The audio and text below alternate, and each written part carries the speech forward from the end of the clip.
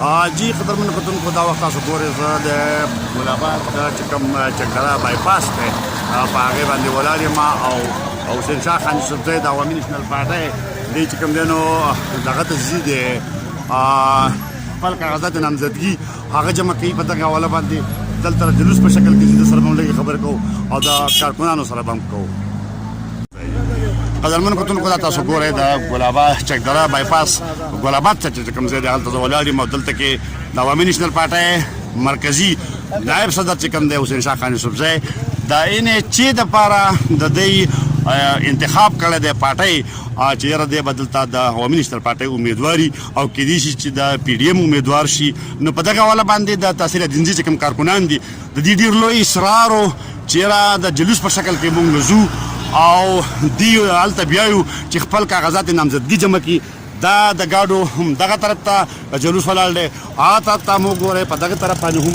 دا ګاډي چې کوم نن دغه ځای پورې ولاړ دي او شاته هم ولاړ دي کارکنان هم دلته کې ولاړ دي د حسین شاه خان یوسفزی سره خبره کوو چې دوی نن په دغه حواله باندې څه وایي. جی خان جی خان اول خو ستا او د ټیم د ملګرو ډېره زیات شکریه ادا کوم د خپلو پارټۍ د مشرانو د ملګرو د دې خواخوږو ډېره زیاته شکریه ادا کوم او د پارټۍ حکم دی چې د دې ضمني الیکشن بای الیکشن کې به مونږ الیکشن کوو د پارټۍ په حکم باندې مونږ نن روان یو د خیره سره اوس به نامینیشن پیپرز جمع کوو او دا د دې ملګرو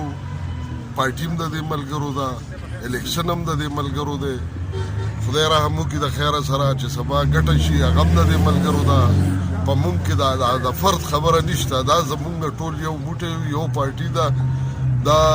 حسین شاه نه دی ولاړ دا عوامي نیشنل پارټي ولاړ دی دا سپینګیري دا مشران دا ځوانان د دې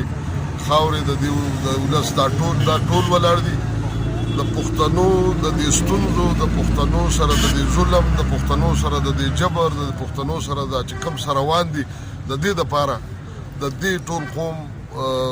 زه شکریه هم ادا کوم او دا قوم دا سپېڅلي دا خلک چې کوم دی دا ټول عمر راپاڅېدلي دي او د دې ولس د حق جنګ یې کړی دی دا الیکشنونه نه دي دا د دې ولس د حق جنګ دی دا د دې ولس د سبا جنګ دی دا د دې ولس د بقا جنګ دی او انشاءالله هغې نه راوتي او د باچا خان بابا یو سپایي چې هم ژوندی د خیره سره د قیامت د ورځې پورې د پښتون د ولس د بقا د پښتون د ولس د سبا د پښتون د بچي د روڼ سبا